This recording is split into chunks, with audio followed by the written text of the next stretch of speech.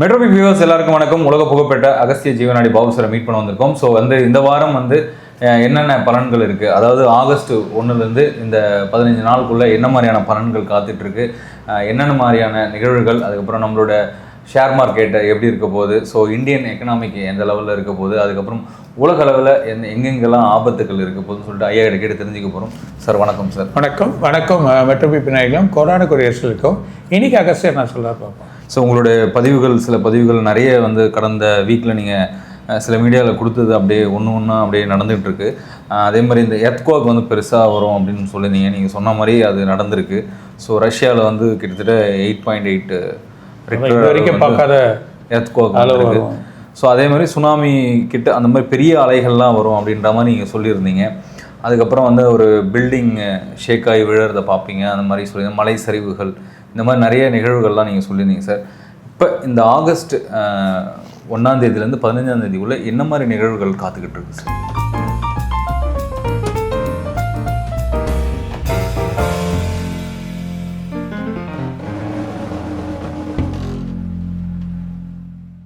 நாளைக்கு ஷேர் மார்க்கெட்லாம் இந்த வரி போடுறதால இறங்கிறதுக்கு வாய்ப்பு இருக்குது.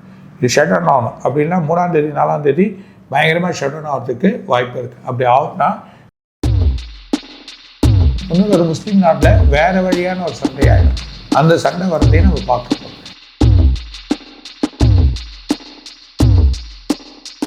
2 ஸ்டேட்டில் பெரிய வெள்ளம் காற்று இருக்குது. இது வரைக்கும் பார்க்காத மழையை பார்ப்போம்.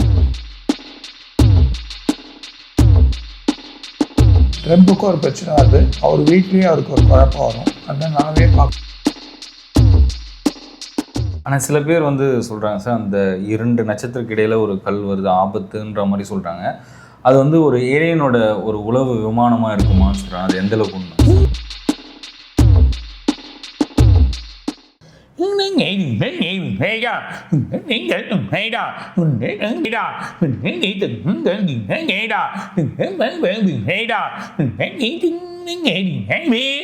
நாளைக்கு ஷேர் மார்க்கெட்லாம் இந்த வரி போடுறதால இறங்கிறதுக்கு வாய்ப்பு இருக்குது.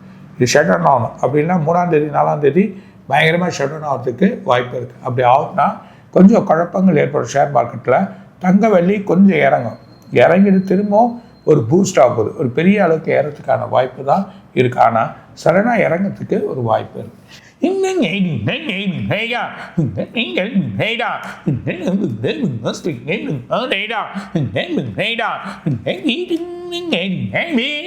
இன்னொரு ஒரு முஸ்லீம் நாட்டில் வேறு வழியான ஒரு சண்டை ஆகிடும். அந்த சண்டை வரதையும் நம்ம பார்க்க போகிறோம். 2 ஸ்டேட்டில் பெரிய வெள்ளம் காற்று இருக்குது. இது வரைக்கும் பார்க்காத மழையை பார்ப்போம். அதே நேரத்தில் தென் மாவட்டங்கள் முழுதுமே பெரிய மழை இருக்குது. சென்னையிலே கொஞ்சம் மழை இருக்குது. ஆனால் தென் மாவட்டங்களில் பெரிய மழைகள் ஏற்படுறதுக்கு வாய்ப்பு இருக்குது.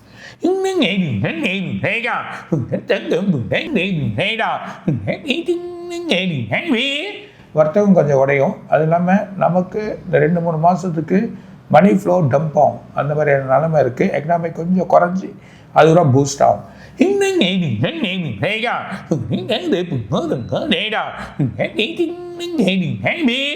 வரி கொஞ்சம் போராடி குறைக்கிறதுக்கு வாய்ப்பு இருக்குது.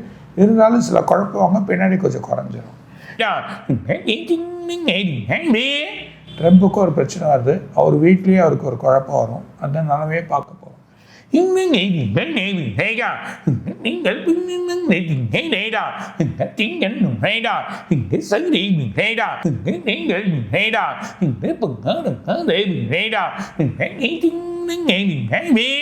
ஒரு அரசியல் குழப்பம் ஏற்பட போகுது. எதிர்பார்க்காத வழியாக நடக்கும்.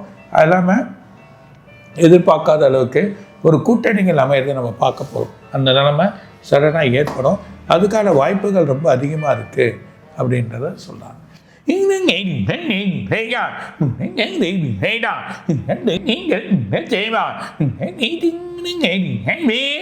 ஒரு 2 மலைகள் பெரிய மலைகள், அது முக்கியமான மலை சரிஞ்சிடும். அது யூரோப்பாக இருக்கணும், அதர் கண்ட்ரியில் இருக்கும். எதிர்பார்க்காத மலைகள் சரியதை பார்க்க போகிறோம்.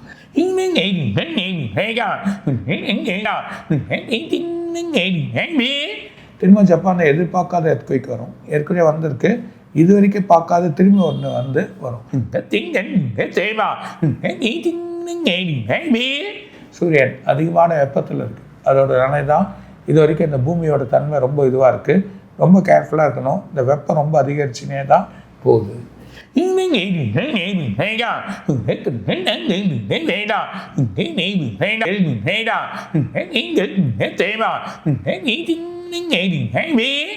ஏற்கனவே படித்தேன் 3000 ஆண்டுகளுக்கு முன்னாடி வரக்கூடிய ஒரு கல், அதாவது ஒரு நட்சத்திரம், வால் நட்சத்திரம் வந்துன்னு இருக்குது. ஆனால் அது எதுவும் பண்ணாது, எந்த ஒரு வழி வரும். அது இல்லாமல் 3000 வருஷத்துக்கு நடந்த சூரிய கிரகணம் தான் அது. இப்போ 100 வருஷம் எல்லாம் சொல்கிறாங்க, பட் 3000 வருஷத்துக்கு முன்னாடி நடந்தது. அதில் ஒரு கிரகமும் வரும், அதோட வழியாக சேர்ந்தும் இதுவும் வரும். அது இல்லாமல் இந்த வாட்டி குருவும் வழியாக இருக்கும். சூரியன், நமக்கு இருக்கக்கூடிய பூமி, அது இல்லாமல் இருக்கக்கூடிய நிலவில் வந்து சென்டராக இருந்தாலும் இந்த வாட்டி குருவும் ஒரு பார்வையாக இருக்கும். இந்த பார்வையினால் கொஞ்சம் மறைவுத்தன்மைகள் ஏற்பட்டு செய்யலாம், ஆனால் பயப்பட வேண்டாம். மக்கள் எதுவும் பிரச்சனை இல்லை. பட் பாதிப்புகள் நிறைய ஏற்படுது. நேச்சுரல் கலாமிட்டிஸில் பெரிய பிரச்சனைகள், இயற்கை சீற்றங்கள் ஏற்படும். ஆனால் சில பேர் வந்து சொல்கிறாங்க சார், அந்த 2 நட்சத்திரக்கு இடையில் ஒரு கல் வருது, ஆபத்துன்ற மாதிரி சொல்கிறாங்க. அது வந்து ஒரு ஏலியனோட ஒரு உளவு விமானமாக இருக்குமான்னு சொல்கிறாங்க. அது எந்த அளவுக்கு உண்மை?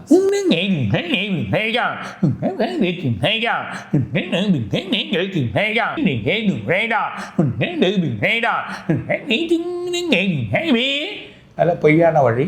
ஆனால் அது உள்ளே வந்து வேறு விதமாக போய் வேறு இடத்துக்கு போயிடும். அந்த மாதிரி நிலைமைகள் தான் ஏற்படுமே தவிர, இதுதான் இது 3000 வருஷத்துக்கு அப்புறமா ஏற்படக்கூடிய நிலைமை. இதனால் எந்த ஒரு பாதிப்பும் இல்லை. சூரியனுக்கும் எந்த பாதிப்பு இருக்குது. சூரியன்கிட்ட நெருங்க முடியாது, நெருங்கினா இதுவாகிடும், பாதையை மாற்றிக்கும். அந்த நிலைமை தான் இருக்குன்றதை சொல்லலாம். ஸோ அதே மாதிரி வந்து இப்போ சில பேர் இந்த டிசம்பர் நவம்பருக்குள்ளே வந்து ஏலியன்ஸ்லாம் வந்து பூமியில் வந்து வர்றதாகவும் நிறைய தகவல் வந்து கிடைக்கிறதாகவும் சொல்கிறாங்க. அது எந்த அளவுக்கு?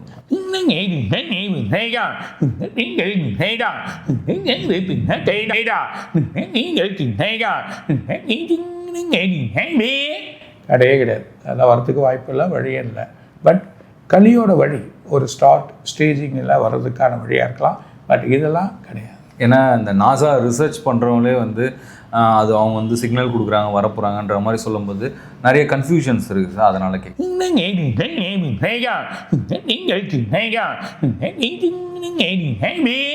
கிடையாது. ஏலியன்ஸ் இருக்கா இல்லையான்னு நான் ஆல்ரெடி நம்ம மெட்ரோபி பதிவில் கேட்டிருந்தோம். நீங்கள் வந்து ஏலியன்ஸ்னு ஒன்று இல்லை அப்படின்ற மாதிரி சொல்லியிருந்தீங்க. அதே மாதிரி வந்து அவங்க வந்து நம்மளோட தூதுவர்கள், தேவ தூதுவர்கள் அப்படின்னு சொல்லியிருந்தீங்க. ஸோ அது மீண்டும் வந்து தொடர்ந்து நீங்கள் அதை தான் சொல்லிட்டு இருக்கீங்க.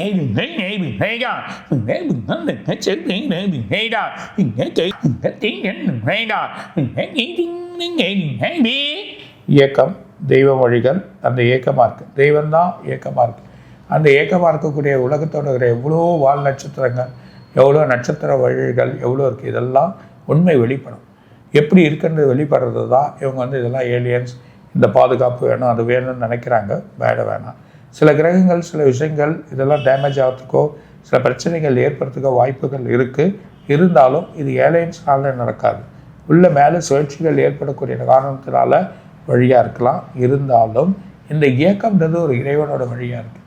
அந்த இயக்கத்தை பற்றிலாம் அடுத்த வருஷம் எல்லாமே தெரிஞ்சுப்பாங்க. வழியை பற்றி எல்லாமே புரியும் அப்படின்றத. அதேமாதிரி சயின்ஸ் ஃபிக்ஷனை மறுபடியும் இப்போ 100 இயர்ஸ்க்கு அப்புறம் வந்து இப்போ இந்த கிரகணம் ஒன்று வரப்போகுதுன்றாங்க. சம் செகண்ட்ஸ் வந்து இருளில் வந்து உலகமே வந்து இருளில் முழுக போகுதுன்றாங்க. அது எந்த அளவுக்கு சாத்தியம்?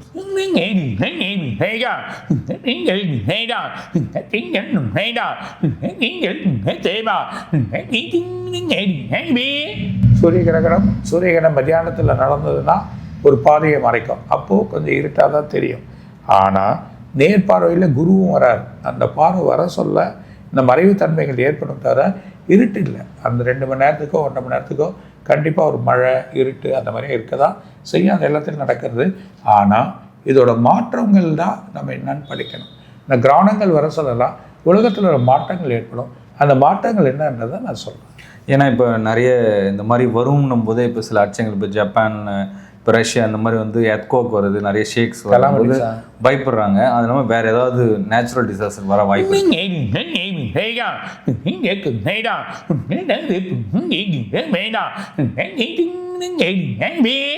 ஒரு பெரிய கடல் பொங்கி எழும்பும், அதுக்கப்புறம் அடங்கிடும் பிரச்சனை. சரி, அதே மாதிரி இப்போ இந்த வர டிசம்பர் நவம்பரில் வந்து எப்படி சார் மழைகளுடைய காலம்?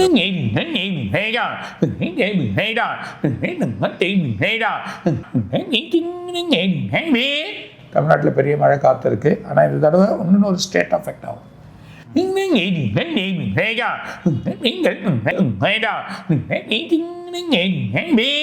இருபத்தொன்பதாம் தேதி தொடங்கணும். அப்படி தொடங்கினா வழி உண்டு. அப்படின்னா 6ஆம் தேதி 7ஆம் தேதி தான் பெரிய ஒரு வழி இருக்குது அதுக்குள்ள.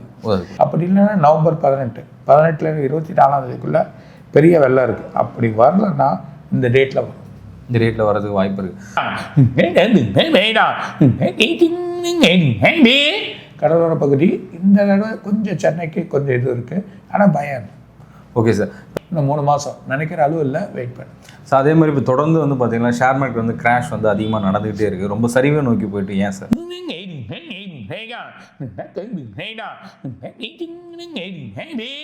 ஒன்று செப்டம்பர் அக்டோபர் வரைக்கும் ஸ்டேபிள் பண்ண முடியாது, அப்புறம் ஸ்டேபிள் ஆகிடும். ஸோ அதே மாதிரி இந்த பங்குச்சந்தைகள் அதுக்கப்புறம் இந்த மாதிரி ஏற்றுமதி இந்த மாதிரி விஷயங்களுக்கு வந்து டேக்ஸ் போடுறாங்க. ஸோ ட்ரம்ப் வந்து இந்த மாதிரி நிறைய விஷயங்கள் பண்ணிகிட்டு இருக்காரு. ஸோ 25% வரையும் அது அதனால் ஏற்படுறதுங்களா இந்த பாதிப்பெல்லாம்? கண்டிப்பாக அதனால் எக்ஸ்போர்ட் பண்ண முடியாமல் நிறைய குவிஞ்சிரும். அந்த நிலைமைகள் ஏற்படுத்த வாய்ப்பு உண்டு. இருந்தாலும் சில மாற்றங்களை இந்தியா பண்ணும். ஏன்னா இந்த எக்ஸ்போர்ட்கான அந்த வரி 25%ன்றது ரொம்ப அதிகமாக இருக்கிறதுனால இந்த பாதிப்பு ஏற்படுதுன்னு சில வல்லுநர்கள் சொல்கிறாங்க. ஏற்கனவே கொஞ்சம் அடிபட்டிருக்கு, இருந்தாலும் பயம். இப்போ இது வந்து எப்படி சார் இது இந்த வார் மாதிரி டேக்ஸ் வாராக எடுத்துக்கலாமா? எல்லா ஆக்சுவலாக இது தேவையில்லாதது. ஆனால் இது எக்கனாமிக்கில் மாறும். சில கண்ட்ரிகளை வந்து சில இதெல்லாம் அஃபெக்ட் பண்ணும். அதனால சேஞ்சஸ் இருக்குன்றார். இப்போ அதே மாதிரி இந்தியா வந்து ரஷ்யாகிட்ட நிறைய திங்ஸ் இந்த மாதிரி பொருட்கள் வாங்கினதுனால வந்து இந்த டேக்ஸ் விதிப்புன்றாங்க. அது அவங்களோட வழியே இல்லை, அது பண்ணக்கூடாது. ஆனால் தேவையில்லாத குழப்பறாங்க. ஆனால் இந்த எக்கனாமிக் கொஞ்சம் டம்ப் ஆகி அப்புறம் சரியாகும். இப்போ இன்னும் சில நாடுகளுக்கு ஏதாவது போர் வர அபாய சூழல் ஒரு முஸ்லீம் கண்ட்ரியில் எதிர்பார்க்காத போர் ஆகிடும். எதிர்பார்க்கவே மாட்டாங்க யாருமே இப்படி நடக்கும்.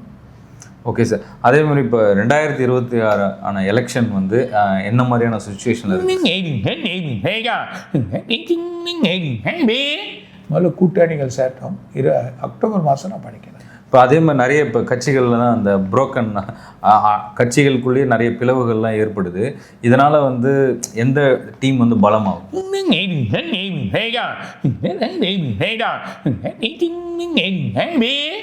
அக்டோபர் மாதம் தெரியும். ஆனால் இப்போ ஆளுங்கட்சி வலுவாக தான் இருக்குது.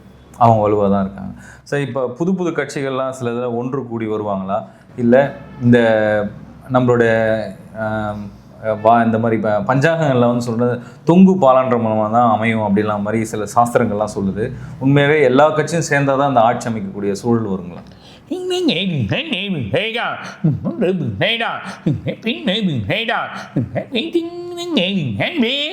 ஒரு 3 கட்சிகள் பலத்தை கூடும். அந்த பலத்தை கூட்டினா தான் கொஞ்சம் ஓரளவுக்கு மேலே வருவாங்க.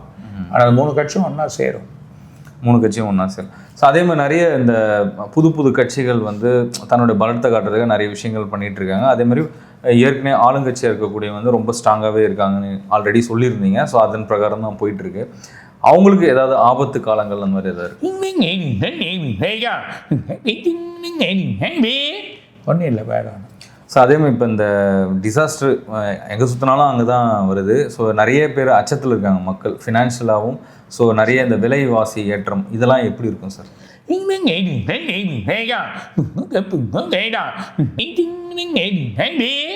அந்த அத்தியாவசிய பொருட்கள் ஏறப்போது எதிர்பார்க்காம இந்த அடுத்த மாதம் பார்த்தீங்கன்னா ரொம்ப ஏறிடும். அதாவது நாளையிலிருந்து அடுத்த மாதம் அதுலேருந்து எதிர்பார்க்காம ஏறிடும். சில எண்ணெய் விலைகள் ஏறத்துக்கு வாய்ப்பு உண்டு. ஸோ மக்கள் கொஞ்சம் கவனமாக இருந்து சில விஷயங்களை பண்ணிக்கணும். ஸோ அதே மாதிரி இப்போ இந்த மாதிரி இந்த வெள்ளி தங்கம் இந்த மாதிரி விஷயங்கள் அதுக்கப்புறம் ஷேர்ஸ் இதெல்லாம் வாங்கினா சேஃப்டி?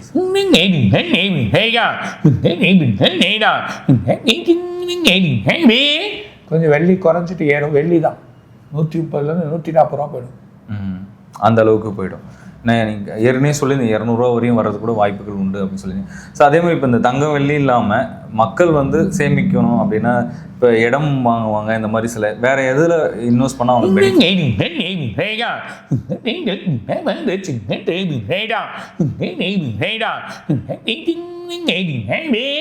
இடம்லாம் இப்போ ரேட்டு வாங்குறது கொஞ்சம் கஷ்டம்.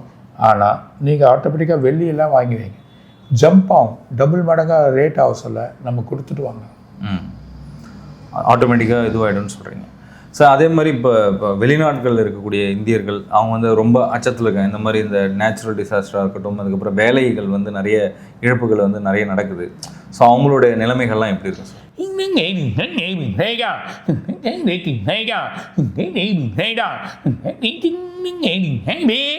எந்த தடையில மாறிடும். அதே மாதிரி வந்து இப்போ தொடர்ந்து வந்து பார்த்திங்கன்னா வந்து எல்லாருமே இந்த பொருளாதார சூழல் வந்து நாளுக்கு நாள் வந்து விலைவாசி வந்து ஏறிட்டே தான் போகுது சார். இது குறையக்கூடிய காலங்கள் வந்து எவ்வளோ நாள்?